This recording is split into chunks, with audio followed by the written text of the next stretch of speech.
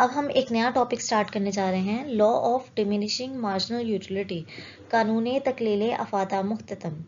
आइए पहले समझते हैं कानून तकलील अफादा मुख्ततम होता क्या है। जैसे जैसे कोई सारिफ किसी शय की जायद मिकदार इस्तेमाल करता है, हर इजाफी यूनिट से हासिल होने वाली तस्कीन कम हो जाती है।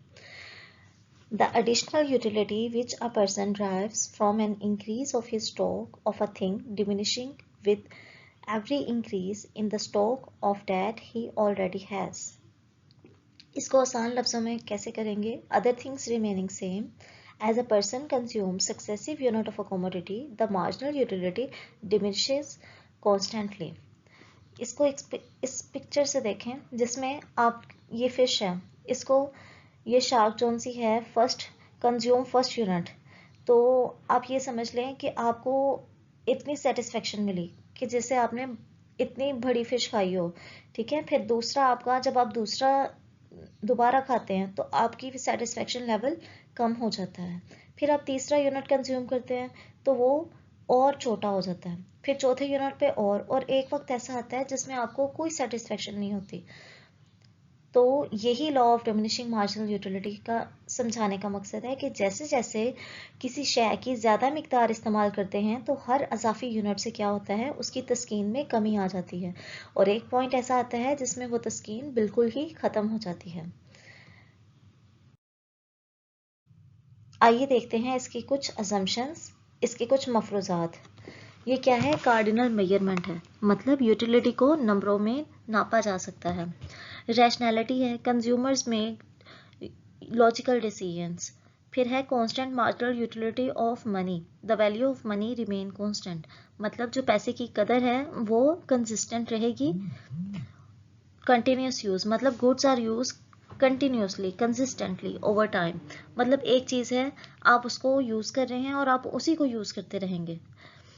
जैसे आपको प्यास लगी और आप पानी ही पीते रहेंगे, आप 6 गिलास पानी पिए, 7 गिलास पानी पिए, तो वो इसकी असम्पशंस हैं, इसके मफरूजात हैं कि एक चीज़ है तो आप उसी को बार बार इस्तेमाल करेंगे, उस पर ये कानून लागू होता है। फिर definite quality, goods have a fix quality, मतलब उनकी ना क्वालिटी बदलेगी, वो एक ही जैसी रहेंगी, उनका जायका एक जैसा रहेगा, उनकी आपकी इनकम, आपकी आमदनी वो भी एक जैसी रहेगी, और जो गुड्स हैं उनको छोटे यूनिट्स में बांटा नहीं जा सकता। और no change in prices of substitute, substitute कहते हैं मुतबादल चीज़ की कीमत को, जैसे कोक का मुतबादल पेप्सी है, डीजल का मुतबादल पेट्रोल है, तो no change in prices of substitute, मतलब प्राइस सब्स्टिट्यूट की भी प्राइस नहीं बदलेगी। नो चेंज इन फैशन, मतलब बिल्कुल फैशन भी नहीं बदलेगा। तो ये इसके कुछ मफरूजात थे। आइए इसको टेबल और ग्राफ की मदद से समझते हैं। इस टेबल में सबसे पहले हमने यूनिट ऑफ ग्लास ले लिए कि हमारे पास 7 ग्लास पानी है, उसका मार्जिनल यूटिलिटी मुख्ततम अफादा और टीयू कुल अफादा है। एक तरफ हमने ले लिया ग्राफ में मार्जिनल यूटिलिटी मुख्ततम अफादा, और दूसरी तरफ हमने ले लिए ग्लास ऑफ वाटर।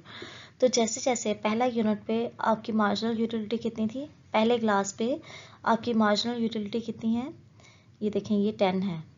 उसके बाद दूसरे यूनिट पे आपकी मार्जिनल यूटिलिटी कितनी है, दूसरे ग्लास पे आपकी मार्जिनल यूटिलिटी 8 है। उसके बाद तीसरे ग्लास के आप पे मार्जिनल यूटिलिटी कितनी है, यहाँ पे आपकी मार्जिनल यूटिलिटी 6 है। उसके बाद चौथे पे आपकी कितनी है, चौथे पे 4 है, और इसी तरह ही पांचवें पे 2, छवें पे 0, और एक वक्त ऐसा आता है कि आपका मुख्ततम अफादा गिरने लग पड़ता है। अब ये देखें ये 0 है, ये 0 के बराबर हो गया, और अब जो अगला यूनिट कंज्यूम करेंगे उससे क्या हासिल होगा, नेगेटिव यूटिलिटी हासिल होगी, मतलब 7वें यूनिट पे ये किस पे जा रहा है, -2 पे जा रहा है। तो अब आपको इस ग्राफ का पता चल गया। इन सारे पॉइंट्स को हम क्या कहेंगे, ABCDE और F। तो इससे साबित हुआ कि जैसे जैसे हम एक चीज़ के नेक्स्ट पॉइंट कंज्यूम करते जाते हैं तो हमारी तस्कीन में कमी आती जाती है, और एक पॉइंट ऐसा आता है जिसमें हमें बिल्कुल तस्कीन नहीं हासिल होती है, और अगर उसके बाद हम उसी कमोडिटी को दोबारा कंज्यूम करें तो हमारी सेटिस्फेक्शन नेगेटिव में चली जाएगी।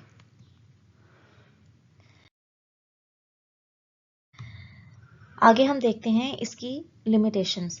लिमिटेशंस कहते हैं हदूद को, कि कब ये कानून लागू नहीं होता। रेयर कलेक्शंस में कौन सी चीज़ें आ जाती हैं? Coin, stamp.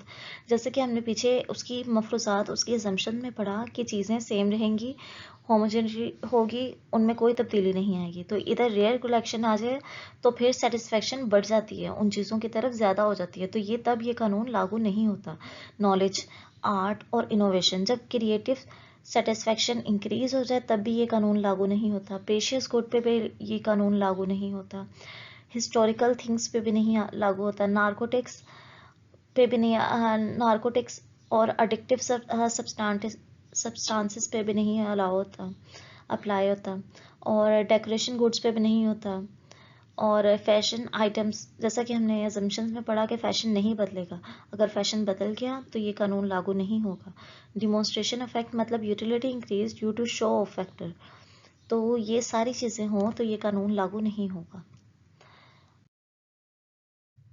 इसकी क्या इंपॉर्टेंस है? Why this law matters? Base of law of demand. Law of diminishing marginal utility क्या है? कानूनी तलब की बेस है। Explain downward sloping downward demand curve. Guide to consumer, help decide when to stop purchasing, के मतलब जो सारिफ है उसको ये फैसला करने में मदद देती है कि कब उसको कोई चीज़ खरीदनी बंद कर देनी चाहिए। Guide for taxation, progressive tax based on diminishing utility, equal distribution of income, सब में बराबर की जो आमदनी है वो तकसीम होती है। Basis of other economic law, अब ये बेसिस है किसकी? कौन से इकोनॉमिक लॉ की? लॉ ऑफ डिमांड की, कंज्यूमर सरप्लस की और लॉ ऑफ सब्सटीट्यूशन की। लॉ ऑफ सब्सटीट्यूशन कहते हैं कानूनी इस्तबदाल को।